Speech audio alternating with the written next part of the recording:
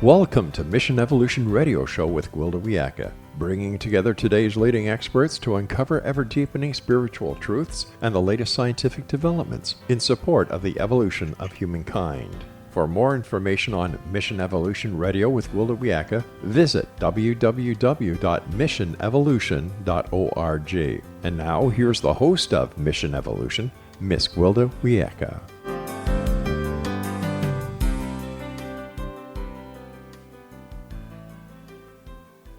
Hello, my visionary friends. Thank you for joining us on another exciting adventure into future possibilities.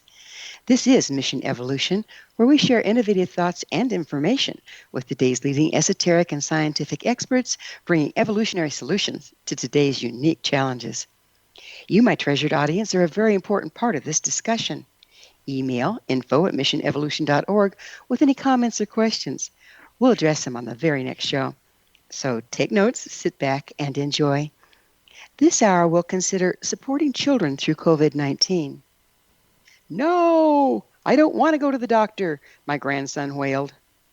But honey, you have strep throat. You need medicine to get well. You've been to the doctor before.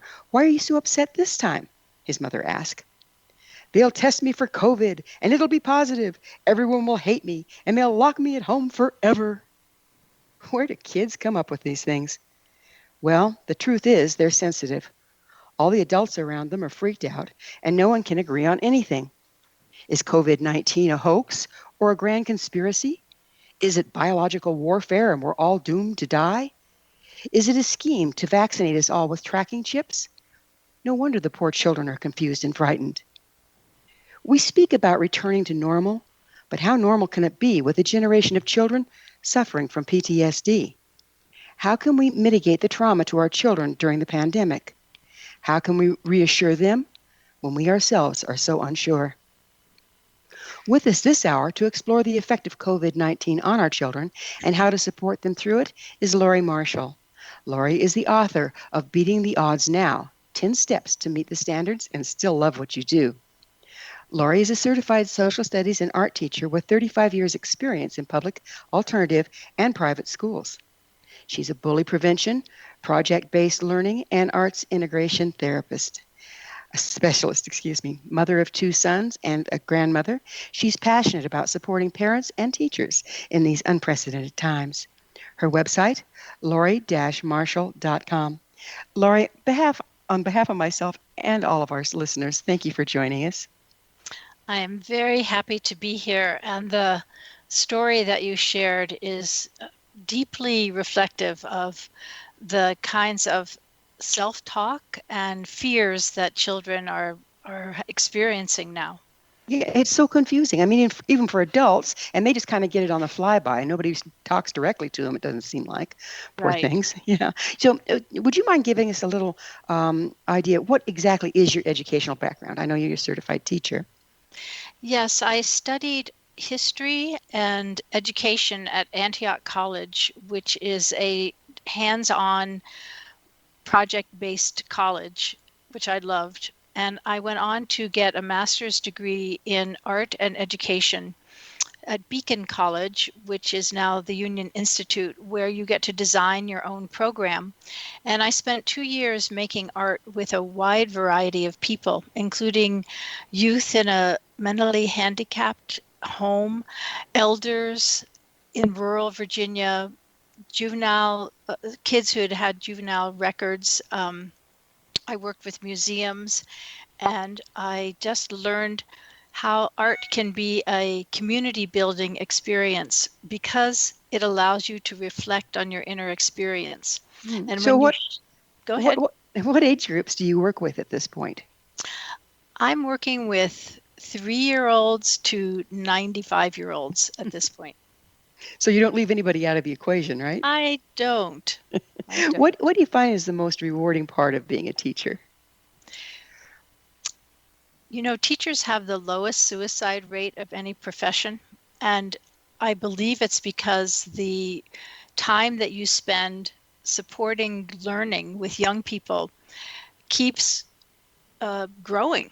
And I have had students come back 30 years later showing me what they do with their kids that I did with them. and Mm-hmm. sharing that in my art room, there were no mistakes. There were just learning opportunities. And to see the people that I taught doing that with their children, it makes me so gratified and happy. And basically, it's the love between people that is the most gratifying thing about teaching. What are the greatest challenges of being a teacher at this particular time? Being not being able to be physically with your students is very, very challenging. We are herd animals. As mammals, we love to nestle up to each other and be in close proximity. So to be separated it is a certain kind of trauma. And Have oh, you been teaching online? I'm sorry. yes, Mm-hmm. yes, I have been. And wondering how isolated kids are, and seeing that there are students who have lousy internet connection, have 5 kids in the home, have parents that have to leave, and the kids are on their own. It is really tough. And teachers have to model that we're learners, and adults have to model that we're learners. And we're learning because this has never been done before. Everything is unprecedented, isn't it? What do you think is the advantage? I mean, there's to every disadvantage, there's an advantage. What do you think is the advantage to having to adjust to teaching online and being distant from the children? My hope is that people will rethink education, will rethink how important it is to pay attention to what the child is interested in, because right now we keep imposing these outside curriculums on the children. And as you said in your opening story, we don't listen to what the children are saying. And I believe every child comes in with a certain set of affinities and things that bring them joy, that makes them useful. And it's really important to expose them to many, many ideas and possibilities, which is what curriculums are supposed to do. We just forget the next most important step, which is, how is this landing in the child? How can they apply it? What can they do to solve real problems? You 'Cause know, it seems that we did kind of lose lose track with education when it became all about the numbers rather than about Mhm, the individual gifts. mhm. How long have we been away from that, and how do you see us getting back to it? Wow, the question of how long we got away from it, that's a great question. It's huge. I know the Industrial Revolution started our model of factory education, where everybody learns the same thing and gets graded by the same test, and that just doesn't work.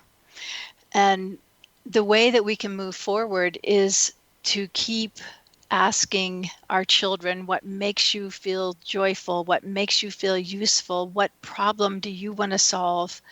And we need our children's genius right now to solve so many problems, to solve climate change, to solve the health epidemics that we're having, to solve economic inequality.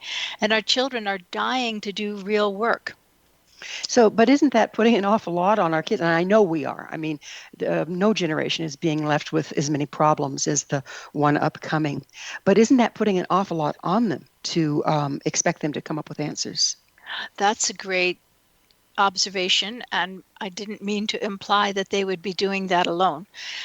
I believe we should treat all kids like graduate students, that they have an area of interest, that they partner with experts, and that they apply their knowledge with partners to come up with real, new, innovative solutions. So, indeed, we need to not segregate the kids all the way. We need to work with them on our problems. You know, in indigenous times, it was the custom that they would observe the child. The entire tribe would observe the child, see where their interests and gifts lied, and then apprentice them with the person that was their trade. That's And, gorgeous. you know, a beautiful way of doing it and very successful.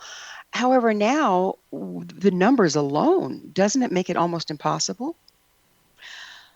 I don't think so. I think we can be very creative. We can, uh, now there are small pods of learners popping up because the schools aren't functioning, and they're interage, and like one teacher is working with a group of 10 kids. That's a really interesting model. And you can use public school curriculum to fertilize your imagination, but not to straitjacket the child's interest. And I think we are enormously creative species, and we can go ahead and come up with ways where small groups can nurture children well. Small intergenerational groups can nurture children well. We can do that. It kind of takes us back to that indigenous way of being, which was, quite frankly, Yes, healthier than what we're dancing with now. Now, absolutely. your bio says you're an integration specialist. What is that exactly? So it says an arts integration specialist, and that means that whatever topic you study, you can express the knowledge that was learned creatively, and that will more deeply engage the kids. For instance, if you're studying math and make a graph, you can make that graph beautiful with colors, or you can act out that graph with blocks. You can put it in a three-dimensional world. You can put it in music. Right now, education is competing with YouTube and Fortnite and Minecraft, and to just have people write on pencil and paper or type into the computer what they're learning is not going to compete with these highly engaging visual multimedia forms. So kids now know how to use the camera on their phone. They know how to make videos. They want to communicate to each other. They want to connect.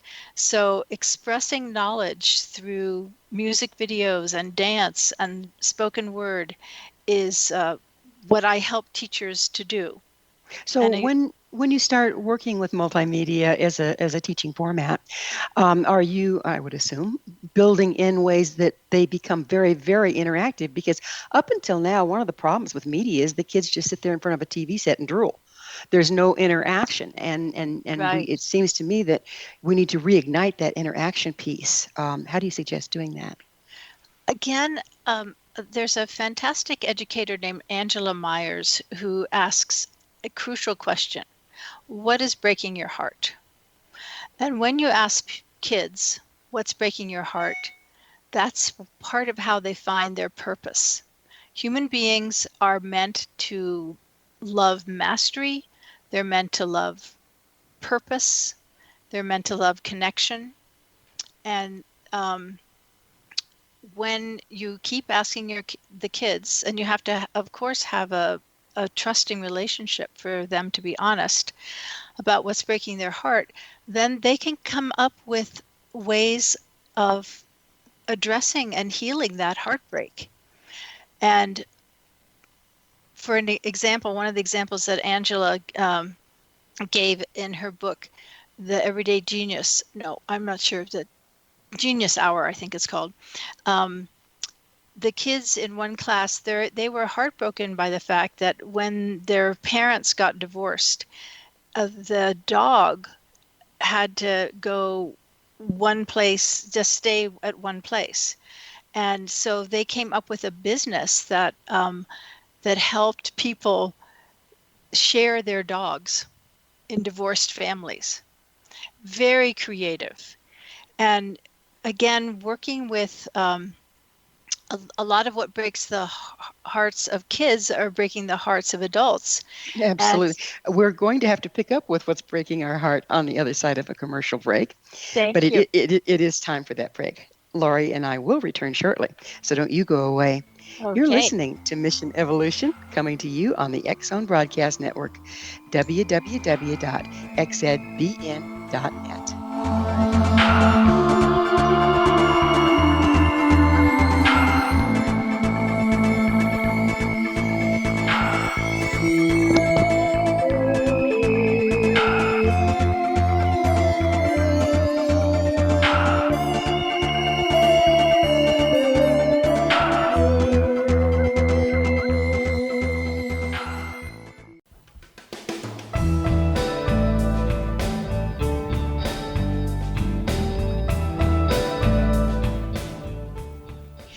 again. This is Mission Evolution, missionevolution.org.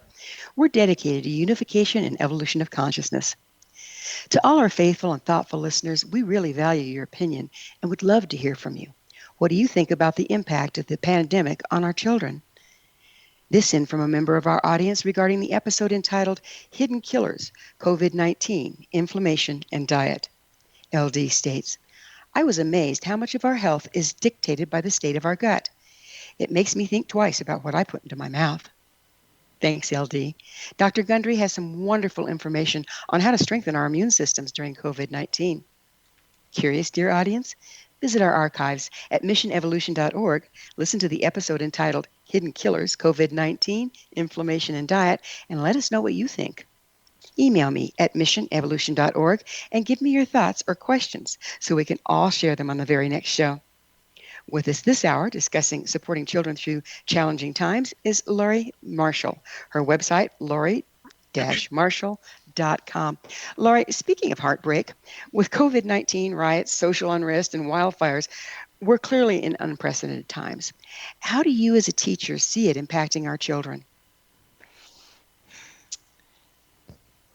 Because I work in the realm of art, the children have been generating some fascinating imagery. One child made a picture of the earth, and around the earth, instead of that traditional picture of everybody holding hands around the earth, there was COVID virus all around the earth. Another child made a drawing of a girl and a boy, and in between was a great big COVID, nasty looking virus cell, and she wrote, COVID got in the way of their relationship.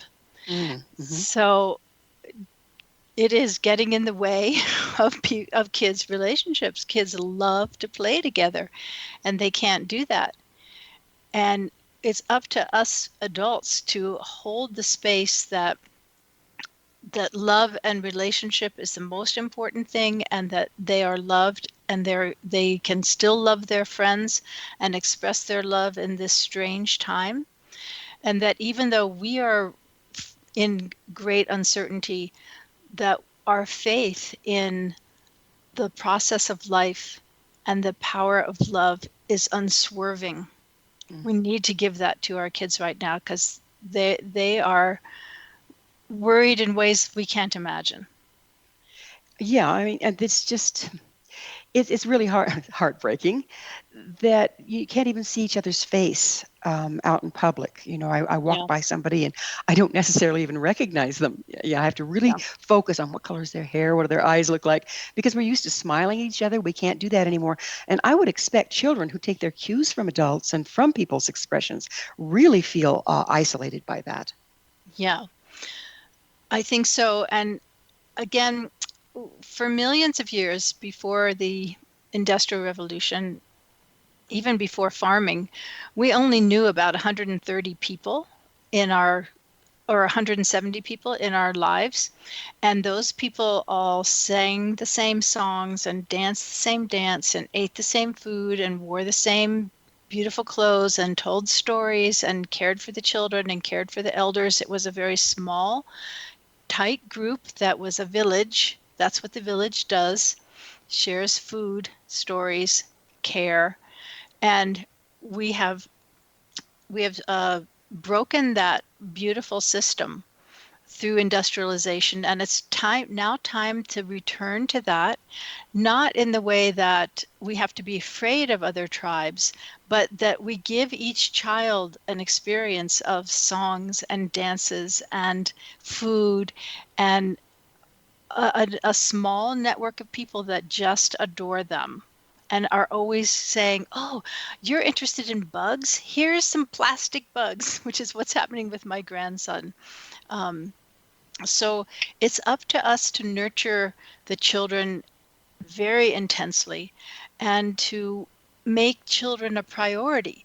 If our country wanted to make children a priority, we would be spending billions and billions of dollars so that schools could have 10 children in a space safely, 10 or Right. 15. But And we aren't there now, and now here we are no, in the middle of COVID-19. There's huge differences in opinion about COVID-19 among the adults, to mask or not to mask, to open schools or to keep children home. How is this confusion impacting the children? oh, it's just tough. It's just very tough. And if we value the scientific method and evidence, which has great limits, but also gives important data, then it's important to listen to the science. Yeah, I agree with you there. And should we be careful about what we see in front of our children, about our opinions regarding COVID-19 and all the other challenges we face? Do we need to kind of censor what we're saying around them? I think we need to understand that they need inspiring stories, and that when we and they need to have a picture of the behavior we want and why we want it. And that's what stories can give. So having the news on all the time is really tough on kids. It's really tough Yes. on adults. Yes, Yeah. Mhm. we have to be very thoughtful about what we say in front of the children, and to understand that they need to know that it's going to be okay. But it's hard. We need to acknowledge that it's hard. So stories of people overcoming great hardship, and there's so many real stories of this, are very important for the children right now. Well, if we go back to the indigenous ways, before the family structure and the society structure was broken in many ways, storytelling was a huge part of education and of sharing of experience. And that's where adults and children alike really got their information. How can we reintroduce that in a healthy way? Because right now, storytelling has been taken over by, going to movies or, video games or this or that. And the stories that are being told are sometimes kind of dubious. They are. We have to, first of all, every parent is an indigenous storyteller about their child. So when your child does something really crummy, when you go to bed at night, you can make up a story about Ralph, who took all of the cookies and didn't leave any for anybody else, and then nobody wanted to play with Ralph. And then Ralph figured out that if he shared his cookie, people would like to play with him. You don't have to say, share the cookies, you're being bad. You can just put it in a story, and the kid will get it, because our brains are hardwired to learn from story. For those millions of years that we were in that one tribe, we sat around the fire at the end of the day to tell our stories and to give our assessment about what is valuable in the tribe. And we can still do that. We can still make up the stories that our child needs to hear. We have everything's unprecedented, and we have very, very, very adult problems that the children are immersed in right now. How can we tell if the information that we're sharing with them is age appropriate? Because it seems like what they are able to do at their age is way different than what we were able to do at their age. It is, and we just have to keep listening to them. The only way we know the answer to that great question is to listen to them, and they'll let us know if it's appropriate or not. They'll say that's too much, or they'll say, what can I do about it? And they can do a lot about it. In my book, Beating the Odds Now, I tell a story of that I saw on a Nightline with Ted Koppel decades ago, of a 7th grade teacher in Kentucky who asked her kids what they would like to research as a class. And one of the kids said, well, the coal company wants to cut off the top of Black Mountain. What's that going to do? And another kid said, most of our daddies work for the coal company. Maybe we shouldn't do that. The teacher said, I will support you in whatever you want to do. And the class decided to go ahead and research what the effects would be on the water, on the forest, on the economy, on the wildlife of Black Mountain if the top was cut off. They did their research and they put it in an article that they published in a newspaper, and then they went to they took it to the legislature of Kentucky, and the top of Black Mountain was not cut off. And in fact, it was held as a land preserve. That's what a 7th grade class did 20 years ago in Kentucky. That's amazing. And particularly in Kentucky, you know? Right. Yeah, that's just amazing. So how does the media of the coverage of what's going on? You talked about, turning off the news and this and that, but it's bleeding through. They're getting it. How is that impacting the children, and how can we mitigate it? Again, we mitigate it by being creative with our children, by allowing them to express what's going on in them creatively, so that they are getting trained in emotional intelligence. And art is one of the fastest ways to train in emotional intelligence. Would you mind defining emotional intelligence? I think a lot of us have heard the term, but exactly how are you using it? I'm using it to indicate a person's ability to understand what their body and their feelings are experiencing. So, and being able to articulate that so that they have the ability to choose how to respond. Because when we're unconscious of what our body is feeling and what our feelings are, we often act out of them instead of as being aware of them and making a choice. And I had the good fortune to hear Admiral Thad Allen, who was the admiral who cleaned up Hurricane Katrina a month after it hit New Orleans. He spoke at a FEMA higher education symposium, and he said that the greatest intelligence that we need for the 21st century is emotional intelligence. The thing that sabotages us is when we feel threatened and we start acting out of our reptile brain and attacking back. And right now we have so much negative talk. We have so much threat coming at us that people are attacking back. Right. Everybody's getting thrown into the back brain. There's no logic there. There's no compassion there. There's no love. It's just fight or flight. Yes. And how, this entire situation we're in is really pushing people that direction. Right. And then children are caught in the middle. How can we mirror for them how to step out of that back brain and into the front brain, which it sounds like what you're talking about is emotional intelligence? Exactly. All I can say is I've been working on this for 70 years and I still don't have it. But I get a lot of help. I get as much help as I can. One thing is that we have about 0.4 seconds to interrupt our sense of fight or flight, and taking a deep breath and trying to center your body is the best interruption that I've been able to find, because it's hard. And also understanding that when our emotions come up, that we can say, I'm feeling a lot and I need to step away until I can calm myself down. So adults modeling that instead of just acting out the emotions is a great help for the children. And they're such beautiful little blank slates, because I understand that wherever you spend most of your time, whether the front brain or the back brain, actually enhances or increases the power of that particular part of your brain. So children that are young and have even more neuroplasticity than we do can really benefit from learning these tools early on. Yes. We're just about out of time, but do you know of a good resource for that? In fact, we'll probably have to pick up on that on the other side. But do you know of some resources for that? I do indeed.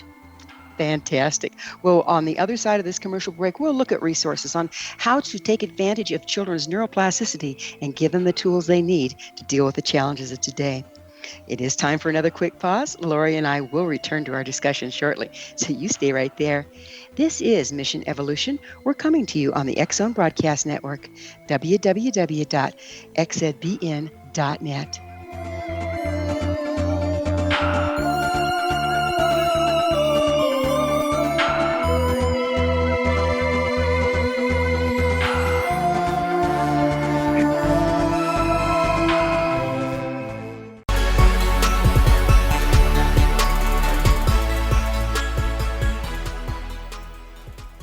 Welcome back. This is Mission Evolution. Did you know our entire leading edge information packed past episode collection is available to listen or download with our compliments? Visit our archives at www.missionevolution.org for our ever growing selection of guests and topics. Our special guest this hour is Laurie Marshall. We're speaking about children's well-being during these challenging times. Her website, laurie-marshall.com. Laurie, we were just about to talk about what I think might be a major key during these times is neuroplasticity and how tools to help children and adults for that matter, that would help a lot, step out of the back brain of fight or flight and aggression and into the front brain where there's logic, love, compassion, spirituality, and all those wonderful things that we need more of. So what tools do you have to offer and where can people find them? One of the most important tools is your child's creativity and curiosity. They have the tool. And if you nurture that, your creativity and curiosity will be expanded too. I think that's what Jesus meant when he said, a child shall lead them, because their love, their curiosity, and their creativity is just bursting forth. So doing everything you can to protect that. And when you are creative, you make a decision and take action. And that process of making a decision and taking action uses the prefrontal and neocortex. You can't do that when you're in flight or flight, because then you're just attacking back when you feel attacked. So you don't have a choice. So every opportunity you have to turn feelings into play. Yesterday I took paper bags from Trader Joe's and Whole Foods and cut eyes in them, 3 of them. One was the mad bag, one is the happy bag, and one is the sad bag, and put them over and played with my 3-year-old grandson about I was mad at the fly in the house. I was sad when anybody got hurt. I was so happy to see him and put the bags on. So your sense of creativity, creativity is everyone's birthright. We are made by Creator. Our earth is made by Creator. We have Creator in us, and when we create, Creator flows through us, and our children are here to remind us of that. So that is a very, very powerful tool. Creativity is the fastest route to consciousness. You know, we tend to parent thinking that we have to have the answers, and children tend to ask a lot of questions. How about if we turn that around and we ask the children the questions? Doesn't that put them in a more creative space? That is very wonderful, and not fake questions like, what color is that? But real questions, and introducing the concepts of mystery and adventure very young. Because look at the mystery we're in, and look at the adventure that we're in as a species. We're on the possibility of creating a world that's based on a regenerative agriculture and economy that is truly just, where all races, all sexes, all life forms are treated with reverence. This is a huge adventure. We've never created a world like that. But if we don't, we won't be here. So the children are naturally inquisitive. And if we can turn that inquisitiveness into, towards, without expecting them to come up with, having taken too much responsibility for the answers, but, here we are in this pandemic, here we are in this, here we are in that. Some people say this, some people say that. What do you think? Does that help them feel like they have power and take them out of fight or flight? Yes. And not only what do you think, but what can we do about it? Let's see what we can do. There are, I think, 19 kids that have sued the United States government for denying them the possibility of a healthy future. It's going to the Supreme Court. There are kids that are inventing ways of cleaning filthy water, of making solar tents for refugees. Like a kid came up with this idea of a tent with a refugees that has solar panels and places to gather water that can be put up when there's disasters, and we know there's going to be more. Just like nature is infinitely creative and made 500 different forms of orchids last year in Costa Rica, we can come up with an ecosystem of health for our children that invents ways to regenerate our damaged earth. Well, there seems to be a lot of prodigies Oh, among yeah. our children, Yes. particularly now. Am I wrong in assuming that more so now than we've seen historically? What's causing that? I think it's the imperative of survival that the kids who are coming in now are extremely compassionate, extremely focused on developing what God gave them. They're not uh, playing by normal rules, and they know they don't have time. I mean, our Earth is in serious danger of ecological collapse, and the kids that are born now have a sense of urgency and a sense of the importance of their gifts. So they came in with kind of like an evolutionary nature. I think so. And there's been talk of the crystal children and the indigo children for years and years and years and years. But now, as I'm starting to get older, I'm hearing more and more how these kids are absolutely exceptional. How can we support them in their being exceptional, and at the same time give them the foundation they need from our experience? I think through story that's one of the ways that we can do it. And these exceptional talents, again, if you listen for the spark of every child, you'll see that there is genius. And I define genius as uniqueness plus action. So we all are unique. Most people don't take action. And so to foster that genius in everybody, we have to let them know that their ideas matter, that they matter, that our collective impulse matters together. Do It used to be a very unusual. You have to be in a writing class to be encouraged to write your own stories. I would assume that children writing their own stories is going to bring forth information that we don't have yet. Is there a way that we can encourage them outside of just writing class? When we tell stories, when we tell good stories. And the idea of children writing their stories makes me think of a project that I had the honor to work on with a young man named Deontay Webster, who wrote a story when he was 8 years old in his historical fiction assignment in third grade. And he wrote a book, a story called The Flood of Kindness, inspired by Hurricane Katrina. And even though he had never been there, his mom had gone to college in Louisiana, and she had told him about Hurricane Katrina. And he thought about what would be the worst thing that could happen to somebody in a hurricane. And for him, it was losing his best friend.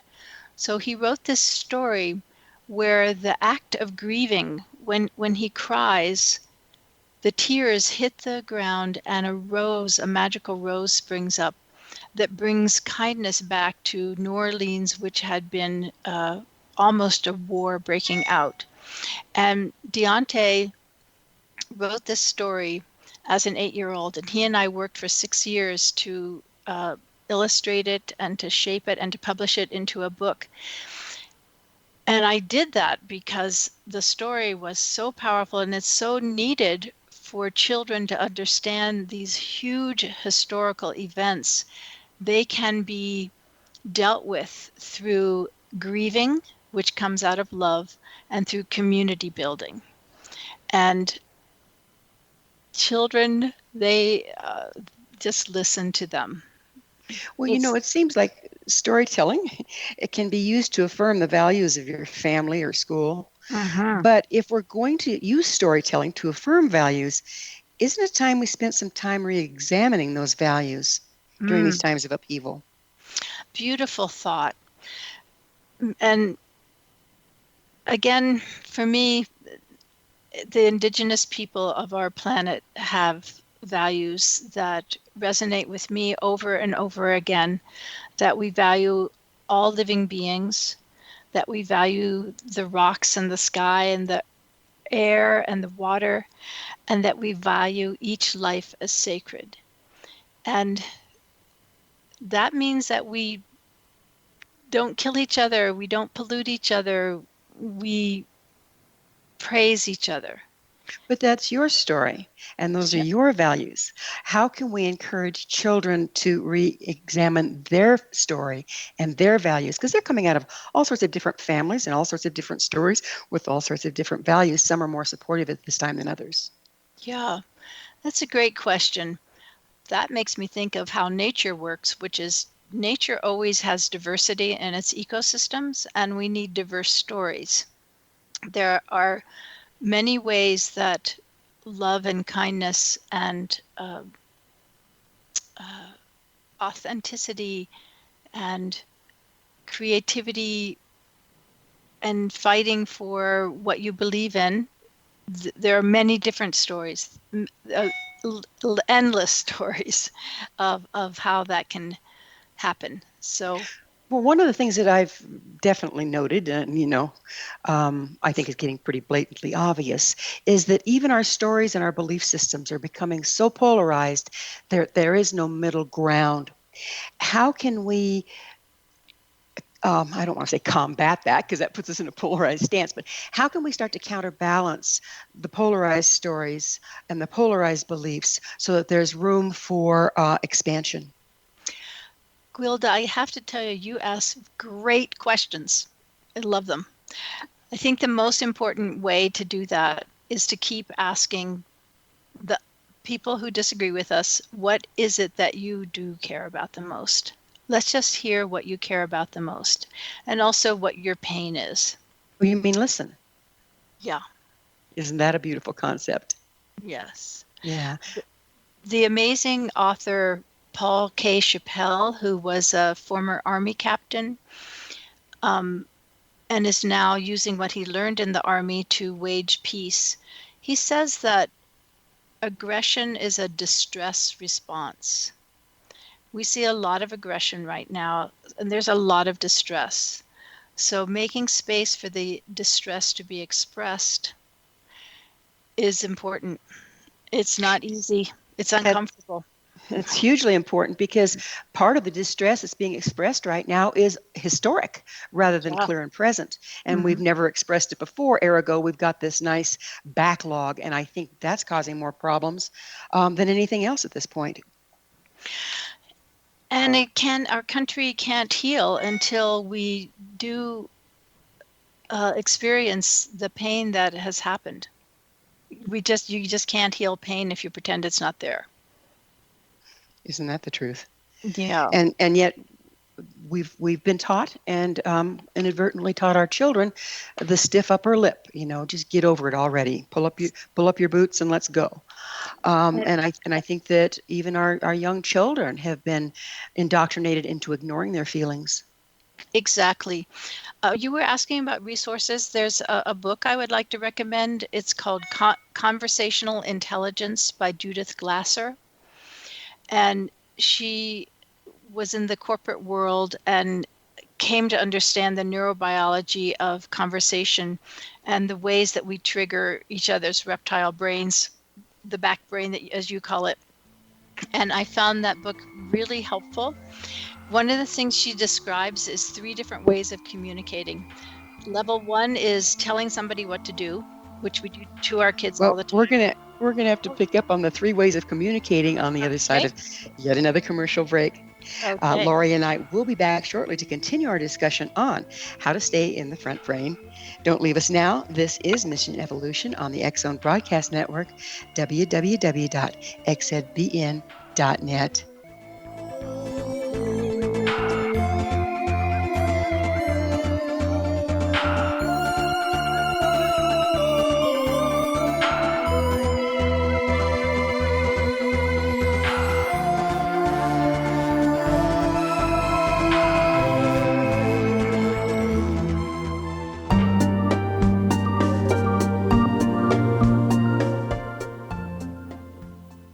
Welcome back. This is Mission Evolution, bringing together gifted people of service to the world. I love to hear from our audience. Your thoughts are very important to me. To suggest a topic or guest that you think would be of interest, email us info@missionevolution.org. This hour, we're sharing thoughts with Laurie Marshall. Her website, laurie-marshall.com. Dash and Marshall. I'm stumbling over those today. Laurie, we were just getting into a book that you recommended, and if you wouldn't mind speaking the name of the book again, and then we're talking about ways of staying into the front brain and being in logic and compassion rather than going into fight or flight. The book is called Conversational Intelligence by Judith Glasser. She describes 3 levels of conversation that I find really helpful to be aware of which one I'm in. Level 1 is you tell someone what to do. Level 2 is you advocate for your position. And level 3 is you explore, discover, and share. And level 1 is what we do to kids a lot and what happens in the Army. And when everyone's agreed on that's the game, you do not get your reptile brain triggered. But if you don't agree on it ahead of time, you do. Same with advocating for your position. If you have come to a meeting and the title, the agenda of the meeting is for everybody to share their positions, then it doesn't trigger people's reptile brains. But if you're having a fight with your husband and you start advocating for your position, that triggers each other's reptile brains. The explore, discover, and share form of conversation is when you come into the conversation not judging the other person as wrong, but trying to, again, understand what they value and where their pain is. And I'd love for all schools to be dedicated to level 3 conversations, and I'd love for all political campaigns to be level 3 conversations. And Judith describes all the neurobiology of that. So it's very It sounds fascinating and very helpful. Yes. Can you elaborate on the tools of creativity, compassion, and collaboration that teachers and parents can use to help children overcome the anxiety that's being provoked by coronavirus at this time? And all the other challenges. Yes. So again, if we keep focusing on those 3 things, we won't be feeling so helpless. When you are creatively expressing what's going on inside of you, that decreases helplessness. When you understand that you're not the only one that's going through hard stuff, that decreases helplessness. And then when you can work together with other people to create something, that decreases helplessness. So it's very practical. Well, during our sound check yesterday, you shared a story about an 8-year-old girl that just gave me goosebumps. Would you mind telling our listeners about your conversation with her and how it impacted your life? Yes, I'd love to. In 1999, I was an artist in residence at Hillsborough Elementary School in Virginia, and I made a painting with the kindergarten through 5th graders. And when we were all done, 8-year-old Meredith Miller said, "I wish the whole world could see our painting and then the whole world would be happy." And then she said, "What if the whole world made a painting together?" And that made me long for humanity to be creative together. And that changed my life. And I thought, well, how in the world could the whole world make a painting together? The whole world can't make a painting together. And I went to my teaching job at Rappahannock County High School art class, and one of the students showed me a picture of a world that was divided into hundreds of little squares. And I thought, wow, we could everybody can make a little piece. And then somebody handed me this book called The Singing Tree by Kate Sarity. And that's a story of her father in World War I, when one night he and his fellow soldiers were crawling all night long on their bellies, and they couldn't escape the Russian soldiers, and they were terrified. And everything had been destroyed by the war. There was not one living thing left. When the dawn came, they looked up at a hill, and there was one tree who had survived. And in that tree were hundreds of birds who aren't normally together, singing a song that had never been heard before. And I thought, our Earth is like the singing tree of the galaxy. There's no life around us. We're rare and precious, and we can choose to destroy our beautiful Earth and each other, or we can create beauty that's never been seen before. So I began to make the Singing Tree Project, which is a collaborative mural project where each mural envisions success to a community challenge or healing to a community heartbreak. So Meredith Miller, at the age of 8, changed the direction of my life. And when I say it's important to listen to children, I have concrete experience. You And know of now, what you speak. yes, and Yes. now there are 87 murals made by 20,000 people from about 52 countries, and it's still growing. That's a fantastic story. I just loved that. So thank you for sharing it. So how do you see artistic expression and peace building murals supporting the children worldwide during these challenges that we're facing? Creatively and with a lot of energy. I've made one singing tree mural since it's been COVID, and we collectively designed it. Everybody made their own image and then took a photograph of it and sent it to me, and I put all the images together. Everybody made drawings of leaves and birds, and they took photographs of it and sent it to me, and I printed it and put it together. Um, it can be done, and maybe we won't make great big murals for a while. Maybe we'll make books or other forms. Who knows? But I know that this experience of making a shared image of success is very important to building trust, and trust is what is needed in these fragile times. Oh, for sure. What are the essential 21st century survival skills that our children are going to need here? Emotional intelligence, first of all, to not lose their bodies and to not lose their feelings, and to understand that their feelings are data. They're not the truth, but they're giving them information about something that's important. They're going to need critical thinking to understand that we just can't believe our assumptions. We can't believe the first thing that comes to mind. And again, I've been working on this for 70 years, and I still believe the first thing that comes into my head. And the ability to know that they are creative problem solvers, to know that they are connected and to be able to connect, and to be as creative as they were born with. We have to preserve the creativity, wonder, and curiosity that they come in with. That's our Boy, job. we need it right now, don't we? Yes. We need those new answers that we don't have. Yes, there's no answer in the textbook for COVID. There's no answer in the textbook for the drug opioid crisis. There's no answer in the textbook for ecosystems collapsing. We have to invent this together. We need the children, we need the expertise of the elders, we need the people in between that are caring for the children and the elders. We need to have a collective intelligence like we've never had before. What evolutionary opportunities are being presented to the children of today due to all these challenges? Oh, what a beautiful question. I just love your questions. It's been so much fun to talk with you.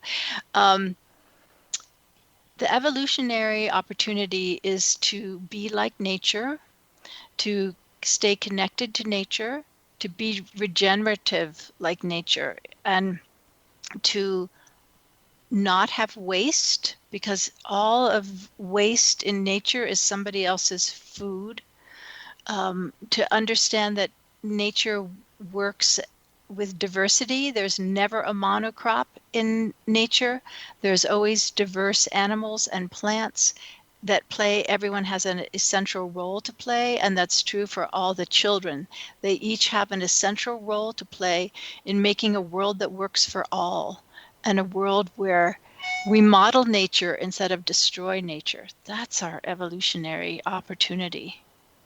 Wouldn't that be the key? I'm a large believer in, nature knows what she's doing. It's when we got away from her that we got into trouble. Absolutely. Where can people find your art and learn more about the trainings you offer? You can go to singingtreeproject.org and see the 87 murals that have been made. And I also have a nonprofit called Unity Through Creativity Foundation, whose website is unitythroughcreativity.org. And there's information there about the Singing Tree Facilitator certification and other classes that I offer.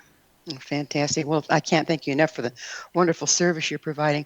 It's a very different world out there than when we were children. How are the children of today better equipped to face the current challenges than we were? Wow, they were born for these times is all I can say. And they're learning to use technology, which can be very destructive, but it also can be extremely connecting and helpful. We can solve problems together using technology. And they're coming in with a lot of psychic abilities where they can hear what's going on with animals and with adults that is not being spoken in words. They are coming in with very clear understandings of they don't want to waste their time with things that are, excuse me, peripheral. We have to give really good explanations with why they have to learn things if they don't see an application. Well, I love the fact that you brought up that they're so sensitive and so aware of what's going on around them. And isn't that a lesson for us as adults to be more mindful of our emotional realms and our management of what we're putting out there? Absolutely. Absolutely. It's a very exciting time. Young people are taking the lead in so many ways. And I also want to honor what you were saying, that it's not all on them. All of us, especially the older generation, we have to give, or I want to give everything I can in the short time I have remaining, so that the 7 generations can thrive. And I hope all of us do that. Well, when the going gets tough, the tough get going. And I personally believe that between the children that we have, the elders that we need to start listening to, we do have the tools. We just need to find them. We do have the tools. In closing, we have a little bit of time left. What is your vision for the children's future? Oh, what a great question. My vision is that they will keep experiencing the joy of learning that they had when they first took their step and when they first learned to talk, that the joy in learning what is deeply fascinating to them will help them with the perseverance they need and to cope with the frustrations and the setbacks, and that every child's gifts will blossom and grow and be able to be given to the world. Wow. That would make us very, very rich indeed. That would make us very rich. Well, unfortunately, Laurie, we are out of time. Thank you so much for coming on the show and sharing your wisdom. It was my joy, and I look forward to further conversation. Our guest this hour has been certified social studies and art teacher Laurie Marshall. Laurie is the author of Beating the Odds Now, 10 Steps to Meet the Standards and Still Love What You Do. Her website, where you can learn all about her peace-building murals and trainings, is singingtreeproject.org. Remember, our entire information-packed past episode collection is available for listen or download free of charge.